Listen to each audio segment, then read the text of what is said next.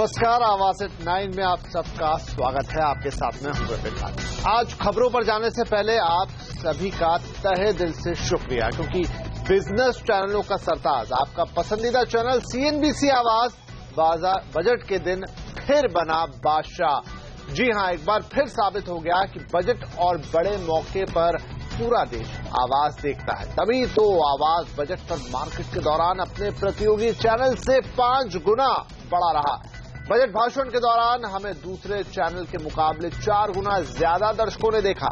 हम इसी तरह आपके काम की खबरें आसान भाषा में आप तक लाते रहेंगे। आवाज पर अपना भरोसा बनाए रखने के लिए आपका एक बार फिर शुक्रिया। चलिए फिलहाल आपको दिखाते हैं इस वक्त की हेडलाइंस। अमेरिका में वीजा और आउटसोर्सिंग पर सख्ती पर बोले वित्त मंत्री, विकसित देशों का व्यवहार बाजार के लिए चिंताजनक। मोबाइल नंबर की तरह केबल डीटीएच कनेक्शन भी होगा पोर्ट। आवाज से टीआरएआई चेयरमैन ने कहा, साल के अंत तक हो सकती है शुरुआत। एलपीजी के बाद सरकारी राशन दुकानों में सब्सिडी लीक रोकने की योजना। अब बिना आधार दिखाए नहीं मिलेगा राशन, नोटिफिकेशन हुआ जारी। रोजगार के मोर्चे पर नाकामी से परेशान केंद्र सरकार, सरकारी कंपनियों से ठेके वाली नौकरियां 4 गुना बढ़ाने के लिए कहा। बाजार में लगातार दूसरे दिन आज शानदार रिकवरी, शॉर्ट कवरिंग और अच्छे विदेशी संकेतों के चलते सेंसेक्स निचले स्तरों से 250 पॉइंट उछला। आईटी शेयरों ने दिया सहारा। अनिवार्य नहीं होगा पुराने ट्रक को कबाड़ में कटवाना, स्क्रैपेज पॉलिसी को सचिवों की कमेटी से मिली मंजूरी। जीएसटी में टैक्स कलेक्शन एट सोर्स के खिलाफ एकजुट हुई दिग्गज ई कॉमर्स कंपनियां, कहा कारोबार पर पड़ेगा असर, करीब 2 लाख नौकरियां जाने का खतरा बताया। इसकी वजह से इंडस्ट्री, हमारे सिलेक्शन और हमारे बिजनेस में इम्पैक्ट हो सकता है। बिजनेस चैनलों का सरताज सीएनबीसी आवाज फिर बना बजट का बादशाह। बजट के दिन प्रतियोगी चैनल से मीलों आगे।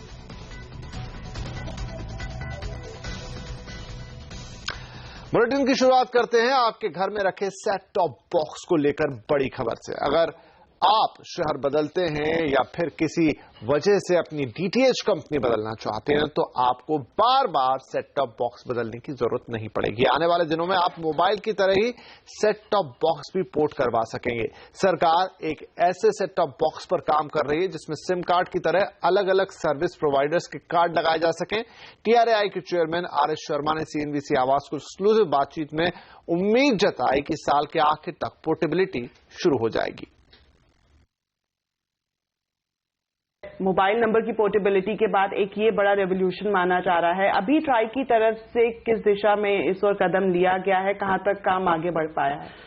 देखिए, ये बहुत ही महत्वपूर्ण प्रश्न आपने पूछा है और मैं समझता हूं ये मुद्दा भी बहुत महत्वपूर्ण है। जिस तरह से हम एक टेलीकॉम इंस्ट्रूमेंट में अलग अलग सर्विस प्रोवाइडर की सिम डाल के हम उनके साथ कनेक्ट हो सकते हैं, वही आइडिया है कि उसी प्रकार से एक जनरल सेट टॉप बॉक्स रहे।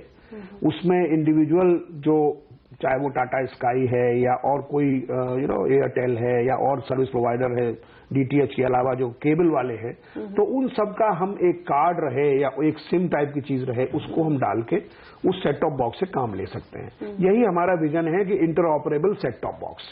जिस प्रकार से इंटरऑपरेबल हैंडसेट है, मोबाइल हैंडसेट, उसी प्रकार से इंटरऑपरेबल सेट टॉप बॉक्स की बात हम लोग कर रहे हैं। इस चीज पर काफी दिनों से काम हो रहा है, लेकिन इसमें समस्या ये है कि ये जो कंटेंट है हमारा टेलीविजन सर्विसेज में, वो कंटेंट जो है बड़ा आईपीआर रिलेटेड कंटेंट है। कंटेंट की जो पायरेसी बहुत ही एक इम्पॉर्टेंट मुद्दा है। तो पायरेसी के अराउंड कंसर्न्स रहे हैं इस प्रकार की इंटरऑपरेबल सेट टॉप बॉक्सेस में, और उसी वजह से पूरा ये रिसर्च हो नहीं पाई है। तो क्योंकि ये समस्या टेक्नोलॉजी की समस्या है, इसलिए हम लोगों ने जो centre for development of telematics C.DOT जिसको बोलते हैं, उसको हमने ये काम दिया था। उन्होंने IIT बम्बई की मदद से या बाकी और जो इंस्टीट्यूशंस हैं, एकेडमिक इंस्टीट्यूशंस, उनकी मदद से एक प्रकार से वो उस पर काम कर रहे हैं। पिछली बार मैं बेंगलोर गया था और वहां पर हमने उसका जो प्रोग्रेस देखी, और मैं बहुत आशान्वित हूं कि इस साल के इस कैलेंडर ईयर के अंत तक हम लोग संभवतः एक अच्छा सोल्यूशन हमारे पास हो जाएगा। अब एक और खबर जो आपके काम की हो सकती है, क्योंकि सरकारी राशन की दुकान पर राशन अब बिना आधार के नहीं मिलेगा। इसके लिए केंद्र सरकार ने नोटिफिकेशन जारी किया है। ज्यादा जानकारी के लिए हम बात करेंगे अपने संवाददाता अर्नव वसावड़ा से। अर्नव, क्या कहा गया है इस नोटिफिकेशन में? राष्ट्रीय खाद्य सुरक्षा कानून के तहत सरकार ने अब आधार कार्ड को मैंडेटरी कर दिया है, यानी कि सरकारी राशन की शॉप पर अगर आप राशन खरीदने जाएंगे तो आपके पास या तो आधार कार्ड होना जरूरी होगा या फिर आधार कार्ड के लिए आपको रजिस्ट्रेशन करवाना जरूरी होगा। इसके बिना आपको सस्ता राशन नहीं मिल पाएगा। इसके लिए सरकार ने 30 जून का समय दिया है, यानी कि 30 जून तक आपको आधार कार्ड के लिए रजिस्ट्रेशन करवाना होगा और अगर आपके पास पहले से ही आधार कार्ड है तो उसको लेकर आपको राशन खरीदने जाना होगा, वरना पहले की तरह आपको सस्ता राशन उस शॉप से नहीं मिल पाएगा। आपको बता दें कि पूरे भारत में करीब 5 लाख सरकारी राशन की दुकानें हैं और इन सभी पे एक साथ ये नियम लागू हो चुका है, सिवाय इसके कि मेघालय, आसाम और जम्मू कश्मीर में अभी ये आधार कार्ड को मैंडेटरी नहीं किया गया है। जी शुक्रिया। रोजगार देने में नाकाम सरकार अब सरकारी कंपनियों के भरोसे है। सीएनबीसी आवाज को मिली एक्सक्लूसिव जानकारी के मुताबिक सभी सरकारी कंपनियों से कहा गया है कि उनके यहां जितने कर्मचारी काम करते हैं उसके 10% के बराबर लोगों को अस्थायी नौकरी दी जाए। कई कंपनियों ने इस पर हामी भी भर दी है। पूरी खबर के लिए बात करेंगे ब्यूरो चीफ लक्ष्मण रॉय से। लक्ष्मण, सरकार अब ज्यादा से ज्यादा लोगों को रोजगार देने के लिए क्या नया तरीका अपना रही है? दरअसल जो नया तरीका है वो ज्यादातर इस बात पर निर्भर करेगा कि सरकारी कंपनियां कैसे इसको अपनाती हैं और इसी वजह से सरकारी कंपनियों पर सरकार ने दबाव बनाना शुरू कर दिया है। जो सरकारी कंपनियां जिन जिन मंत्रालय के अधीन आते हैं उन सभी मंत्रालयों को चिट्ठी लिखी गई है और कहा गया है कि आपके अधीन जो भी सरकारी कंपनियां आती हैं उनको ये साफ तौर से कहें उनके पास जो भी मैन पावर है, यानी अधिकारी कर्मचारी की जितनी संख्या है उसके 10% के बराबर आप अस्थायी रोजगार दें। अस्थायी रोजगार का मतलब ये होगा कि सरकार ने जो अप्रेंटिसशिप प्रोग्राम चलाया था उसका हिस्सा बने और इसमें सरकार 1500 रुपए प्रति व्यक्ति की सब्सिडी भी देती है कंपनियों को।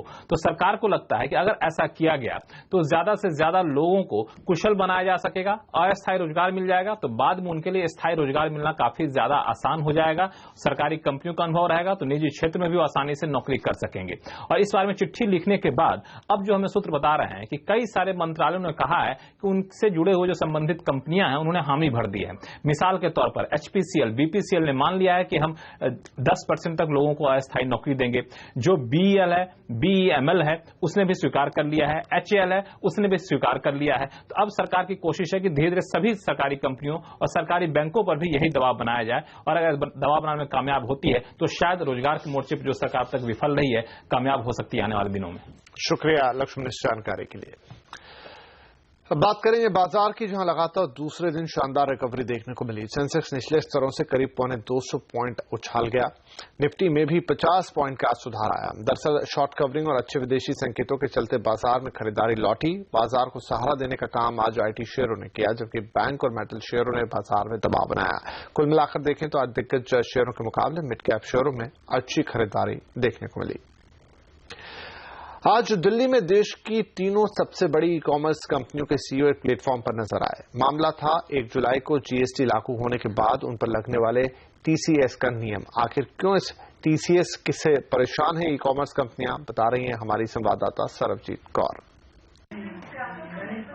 देश में ई कॉमर्स के ये 3 चेहरे जो आमतौर पर एक दूसरे के खिलाफ बोलते नजर आते हैं, आज एक प्लेटफॉर्म पर एक सुर में बोलते दिखे। स्नैपडील, फ्लिपकार्ट और अमेजॉन, इन तीनों कंपनियों ने एकजुट कर जीएसटी के टैक्स कलेक्शन एट सोर्स यानी टीसीएस प्रस्ताव का विरोध किया। टैक्स कलेक्शन एट सोर्स का ई कॉमर्स इंडस्ट्री पे काफी बड़ा इफेक्ट हो सकता है, काफी नेगेटिव इफेक्ट हो सकता है, क्योंकि ये एक बहुत बड़ा बर्डन लाएगा जो सेलर्स हैं, ऑनलाइन बेचते हैं, जो हमारी स्नैपडील जैसी और अदर साइट्स पे। इससे फ्यूचर ग्रोथ को भी इम्पैक्ट होगा इंडस्ट्री की, क्योंकि जब सेलर्स नहीं आ पाएंगे या सेलर्स को आने में झिझक होगी तो उसकी वजह से इंडस्ट्री, हमारे सिलेक्शन और हमारे बिजनेस में इम्पैक्ट हो सकता है। नए प्रस्ताव के तहत ऑनलाइन मार्केट प्लेस पर इस बात का जिम्मा डाला गया है कि वो सेलर्स के पेमेंट में से टैक्स काट कर सरकारी खजाने में जमा करवाएं।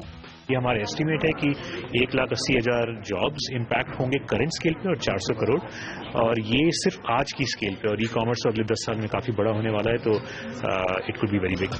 पिछले कुछ सालों में ई कॉमर्स सेक्टर देश में सबसे तेजी से बढ़ने वाले सेक्टरों में रहा और उम्मीद है कि साल 2020 तक जीडीपी में इसकी हिस्सेदारी 4% तक हो जाएगी। ऐसे में ई कॉमर्स दिग्गजों को उम्मीद है कि सरकार टीसीएस के नियम में रियायत देने की उनकी मांग पर सहानुभूति के साथ विचार जरूर करेगी। सरबजीत कौर, दिल्ली। और आपके लिए शुरू हुई सस्ते घर की कोशिशें, तो कब तक खरीद पाएंगे सस्ता घर, देखिए इस ब्रेक के बाद।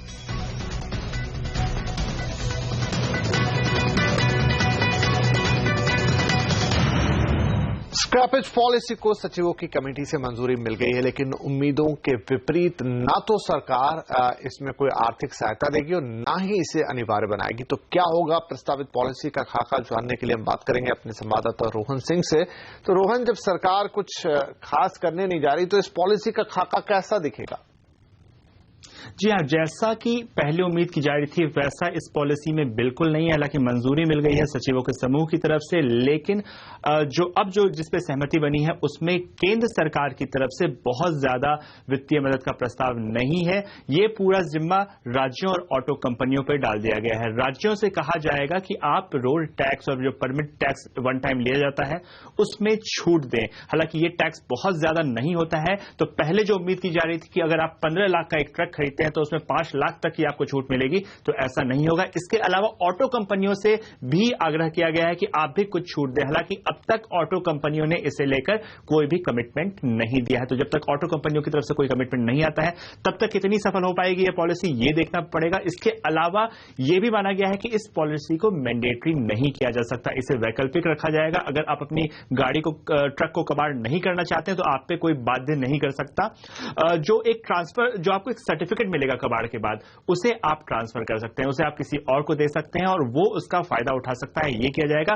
और एक और बात जो महत्वपूर्ण है वो है कि ये हमेशा के लिए पॉलिसी नहीं रहेगी। एक सीमित अवधि, कुछ महीनों या 1 साल के लिए इस पॉलिसी को रखा जाएगा। तब तक अगर आप इसका फायदा उठा सकते हैं तो ठीक है। और जो BS मानक जो है उनके बनने से पहली जो गाड़ियां हैं वो इसके लिए इसमें मान्य होंगी।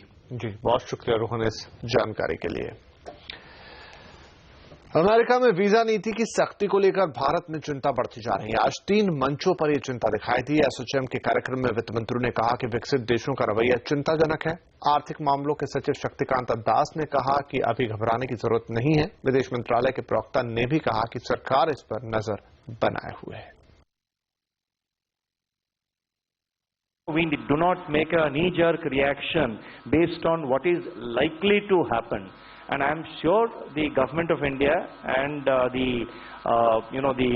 government of United States, there would be engagement. We continue to engage both members of the U.S. administration as well as members of the U.S. Congress on our interests and concerns pertaining to not just the H-1B but other issues as well. And we remain vigilant as to what happens on this in future. We are also engaging simultaneously with all internal stakeholders in India. उधर आज उद्योग भवन में IT सेक्टरों के दिग्गजों ने वाणिज्य मंत्री से बात की। मुलाकात के बाद नेस्कॉम के अध्यक्ष आर चंद्रशेखर ने बातचीत की जानकारी दी। Just a broader discussion on the growing trend of protectionism and anti-globalization and the need to do whatever we can to maintain as much of openness as we can in the global economy and in the Indian economy. Budget 2017 में सस्ते घरों के लिए दी गई रियायतों ने रंग दिखाना शुरू कर दिया है। अब इंडस्ट्री के बड़े प्लेयर सस्ते घरों के बाजार में उतरने की तैयारी में हैं, लेकिन क्या होगा इसका रोड मैप और ग्राहक क्या उम्मीद कर सकते हैं, बता रही हैं निधि राय। बजट 2017 में सस्ते घरों के लिए दी गई रियायतों ने इस सेगमेंट की तरफ दिग्गज बिल्डरों का ध्यान खींचा है। ओबरॉय रियल्टी, लोधा, ब्रिगेड, रहेजा और प्रेस्टीज जैसे नाम अब अफोर्डेबल हाउसिंग सेगमेंट की तरफ रुख कर रहे हैं। बिल्डरों ने तो नए नियमों के मुताबिक सस्ते घरों के प्लान भी तैयार कर लिए हैं। 60 स्क्वायर मीटर कारपेट एरिया में इवन 3 बेडरूम निकल सकता है, 3 बेडरूम ड्राइंग डाइनिंग। हमने उसको कई अलग अलग मॉडलिंग करके देखा है, तो वो 3 बेडरूम जो है एक डिसेंट साइज से निकल सकता है और इवन 2 बेडरूम या 2 बेडरूम और स्टडी निकल सकता है। बजट 2017 में अफोर्डेबल हाउसिंग को इंफ्रास्ट्रक्चर का दर्जा दे दिया गया है। इससे डेवलपर्स को सस्ता और आसान कर्ज तो मिलेगा ही, कई तरह की दूसरी सहूलियतें भी मिलेंगी। ATIB स्कीम को भी सरकार ने छोटे घरों के लिए और आसान बना दिया है। ऐसे में अफोर्डेबल हाउसिंग पर फोकस करने वाले डेवलपर्स भी मान रहे हैं कि कंपटीशन बढ़ने वाला है और ये कस्टमर्स के लिए भी अच्छा रहेगा। देखिए, मार्केट में जब ज्यादा प्लेयर्स की एंट्री तभी होती है जब वहां पे एक बिजनेस अपॉर्चुनिटी दिखती है। हमारे लिए तो ये प्रोग्रेसिव नेक्स्ट स्टेप है मार्केट में कंपटीशन आता है तो कस्टमर के लिए अच्छा रहेगा। इस नए बदलाव या ट्रेंड से मुंबई जैसे बड़े शहर में 50 लाख तक के घर मिलने की उम्मीद कर सकते हैं। सबर्बन एरियाज में प्राइसेस कम रहेंगे, लेकिन मुंबई जैसे शहर में you can expect affordable housing starting from between 40 to 50 lakhs। पिछले कई साल की मंदी और नोटबंदी की मार के बाद अब जानकार भी रियल एस्टेट सेक्टर के लिए बजट 2017 में सस्ते घरों के प्रावधान को एक राहत की तरह देख रहे हैं। एक घर का खरीदार जो बहुत वक्त से समय से इंतजार कर रहा था, आज उसका वक्त आ रहा है और वो घर खरीद सकता है। उसके लिए उसके इनेबल करने के लिए इंटरेस्ट रेट भी कम हुए हैं, इकोनॉमिक हार्मोनी है और जिस तरीके के इंसेंटिव गवर्नमेंट ने दिए हुए हैं वो जरूर उस गैप को फुलफिल कर रहे हैं। रियल एस्टेट फिर से दौड़ने लगे और ग्राहक को भी इसका पूरा फायदा मिले, इसके लिए अब जीएसटी और रेरा का संतुलन होना खासा अहम होगा। निधि राय, मुंबई। तो यहाँ पे लेंगे एक छोटा सा ब्रेक के बाद होंडा ने लॉन्च किया एक्टिवा 125 का नया वर्जन। क्या है खासियत, देखिए आगे।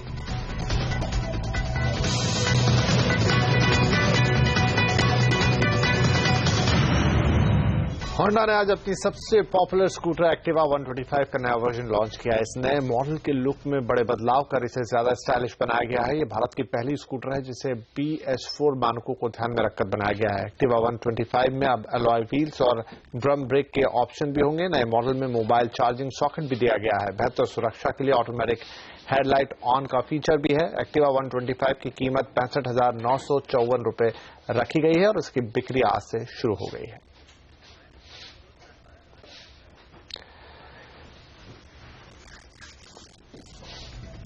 और आवाज एट 9 में आज के लिए इतना ही। कल आपसे फिर मुलाकात होगी, तब तक के लिए नमस्कार। और हाँ, CNBC आवाज से जुड़े रहिए ट्विटर, फेसबुक और यूट्यूब के भी जरिए। नमस्ते।